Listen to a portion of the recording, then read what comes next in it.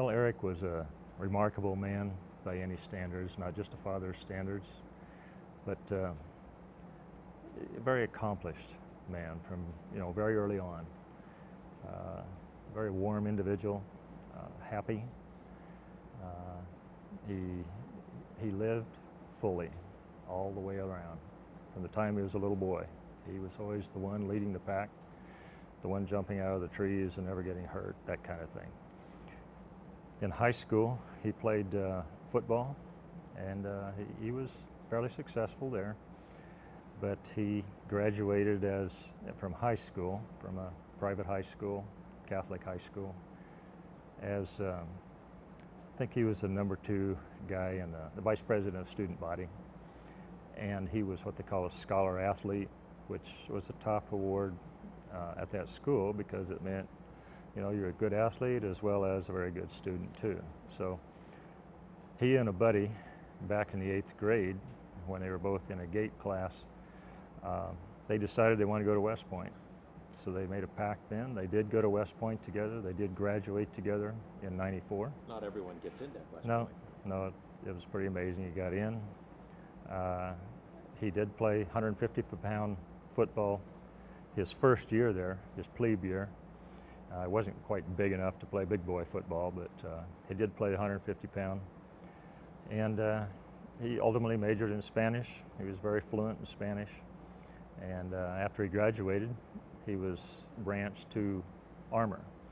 So he was a tank platoon commander in M1 Abrams tanks. Okay, he was assigned to the 1st Cav out of Fort Hood, and he did quite well there. He was a very good leader. His platoon really liked him, and he really enjoyed that particular position. If I may give you a little anecdote, the first time that his unit rotated to Fort Irwin, well, that's just a huge training ground in Southern California, just over the hill here.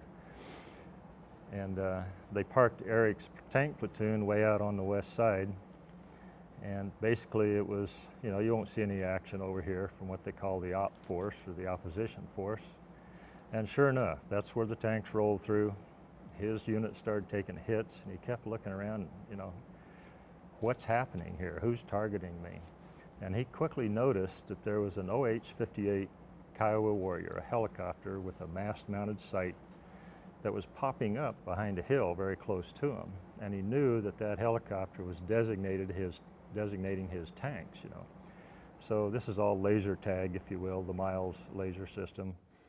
And he knew that's why his people were taking hits. So exercising on his own initiative, he directed 2 or 3 of his tanks to turn the big guns, the turret over there, pointed a certain spot, and he said, on my command, fire, just as a helicopter popped up.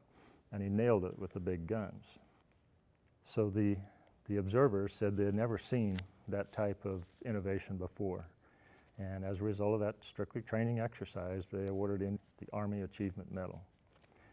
So it's a small incident, but it was typical of Eric all the way through. He was very good at innovating. He was a very good leader. And in business, he was quite successful. In medical sales, Boston Scientific transferred him here to Las Vegas roughly 10, 11 years ago. And he was with different divisions, but he always managed to move up a little bit. He was, at the time of his death, he was a pacemaker sales rep. So he ran around town a lot, various locations, to service pacemakers, to assist doctors in inserting and installing pacemakers, etc.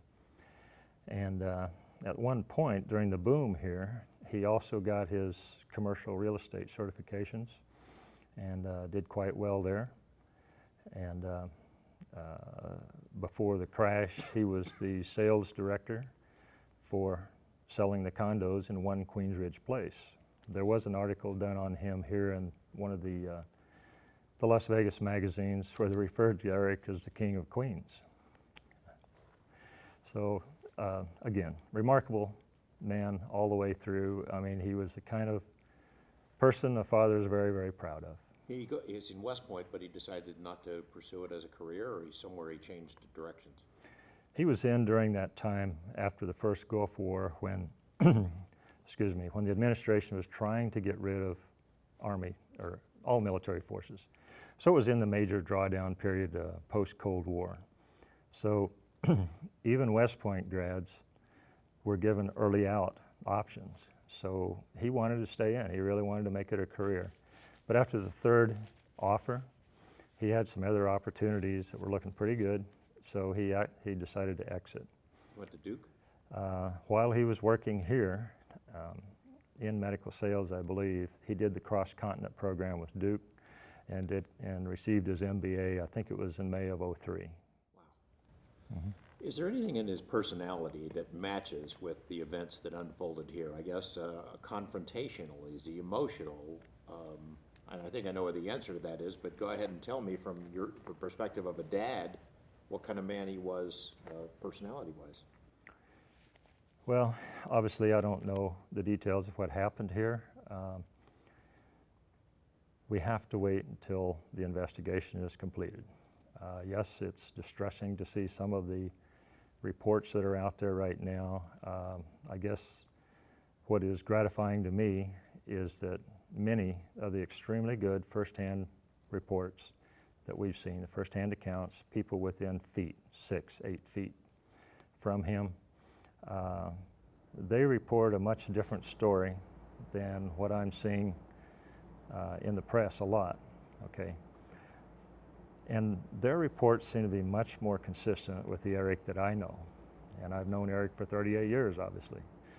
And that is, when things look dicey, he calms down. He is not excitable.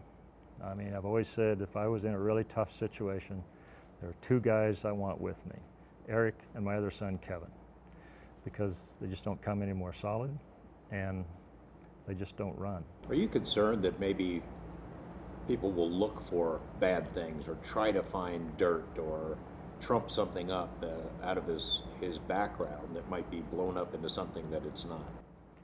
Oh, of course. As a reporter like you, George, you know that you can make a story out of just about anything. And, but I'm also very confident that anybody that looks at Eric very carefully will find an exceptional human being. But he's a human being, you know. We all have frailties. We all have chinks in the armor. And, you know, I have some. I'm sure Eric has some. And, but he has no skeletons in the closet that I'm aware of, and I really don't think they're going to find any. But there will be an attempt to make him look certain ways. But some of us are very patient. Paint any picture or reach any conclusions while the investigation's ongoing, but surely you must have been able to piece together a picture in your head about how this went down. You've spoken to his girlfriend, who was right there with him, about this tearing through merchandise and you know, reaching for a gun. I mean, from what you can tell, how accurate are the reports that we've been reading in the paper? I'm not going to get into the details of what we know and don't know, George, but I will say that those reports are grossly inaccurate. He was in Costco. He was looking for some metal water bottles, and he was trying them out to see if they would fit in the cooler that he had. And there was a Costco employee there with him at the time. So from there forward, I think I would prefer to wait and see what the investigation turns up. But believe me, we have a pretty good picture of what went down after that. Can you tell me about him with guns? We've heard a report that he had 2 of them, that he shouldn't have had it in Costco at all. Just in general, can you talk about his training in guns, his familiarity with guns, and would he have had a reason to be carrying 2 of them? Eric had a legal concealed carry permit issued by Nevada. It was not unusual for him to carry a weapon. And when I said, what's the real reason you carry this? He said, Dad, in my job, I go into some rough areas of Las Vegas at times. And of course, as you know, there have been some pretty dramatic crime situations, home invasions and such, since the economy turned down. So it was for personal protection. That's exactly what it was for. Now, why was he carrying it that day? I can't answer that. but he was authorized to carry it, which meant the state of Nevada said he was of sound mind, had the right training, and had nothing in his background that would prevent him from having a legal concealed carry permit. Did he carry two? That I can't answer. I just don't know at this point. Obviously the investigation will tell us those things. There's many things that we don't have access to right now. Both of my sons were raised by what they would be the first to say was a very anal father, okay? And one of the anal aspects of their father is that he was a meticulous rule follower, to the point where it drove the boys crazy at times, I'm sure, okay? But I felt at a very early age that it was necessary to take the mystique out of weapons, okay? My biggest concern as a father of young children was that they would wind up at a friend's house someday, come across a gun, a weapon that was unsecured, and they would be playing with it, So I wanted them from day one to know how to handle a weapon properly. You never point it at anything unless you expect to shoot it. So, you never assume a weapon is anything but loaded, okay? So from, again, a very early age, using a Crossman pellet pistol, I trained them on how to handle it, and they knew before they were in grade school even, how to handle weapons, okay? We did target shoot. We were never hunters, but we did target shoot very early on, okay? Obviously in the Army, Eric learned how to use any number of weapons, and he was good. He was familiar with them and such. So I grew up in eastern Colorado, and guns were nothing more than another tool. We needed them because of rattlesnakes, because of coyotes and all those things. So guns never had any magic, mystique, or concern for me, and I feel like I transferred that to my sons, and they were always extremely careful with them. And I find some of the reports I'm hearing about Eric's actions absolutely bizarre and uncharacteristic, and I have absolutely no reason to believe that that any of that really happened. But again, there are three things here that are important. At some point you are going to ask me, how do you feel about this? Well, I feel obviously shock, disbelief. Eric's mother and his brother Kevin and me, we're absolutely distraught. We're very shook up by this whole thing. It's the engineer in me. I was a flight test engineer. I tested airplanes. That part of me says that I cannot make the connection between cause and effect in this case. There just is no connection. From the cause angle that I've seen so far, it just does not match the effect that my son was shot to death in front of a Costco. Then there's the father part of me, and the father part of me says, call in the airstrikes right now. But then there's a journalist part of me that says, withhold judgment. Don't react, don't assume anything until all the facts are in. So we will be watching this investigation extremely closely, and as long as there's still an opportunity for justice in this country, I think we will see justice. I'm wondering if you've been told anything about camera video, security camera video, inside or outside? Not been told a damn thing about that, okay? We know there were cameras there. Some of the initial things we're hearing are very interesting, and about the availability of certain video, very fascinating. I mean, a fiction writer could have a heyday with what I'm seeing so far. So would you be surprised to learn, oops, cameras weren't working in those areas? Would you? It just seems impossible that this could happen. And as we start to put some distance from it, there are several things I can say. As a father and one of the best friends with my son Eric, I feel like 6 or 7 of those rounds hit me in the chest. And they blew a massive hole in my heart that'll never be filled. But I will say, I'm an outsider here. I come from Colorado, but If I were a Las Vegas resident, I would really want to know the absolute truth about this incident, and I would be concerned. I'd be a concerned citizen.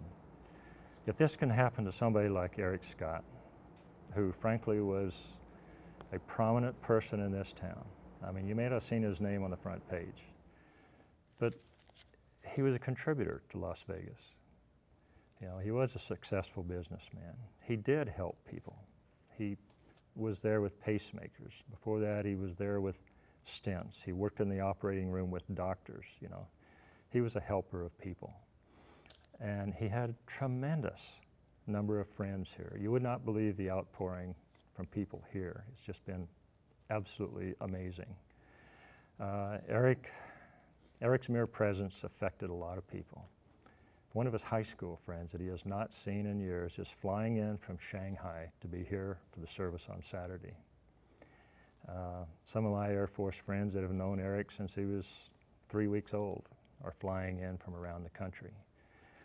Many of my test pilot school classmates, 4 of whom were astronauts, some of those are coming. And it's not just because of me, it's because of Eric. They knew Eric, okay? So if this sort of thing can happen to somebody like Eric, it can happen to you. It can happen to me. It can happen to anybody here.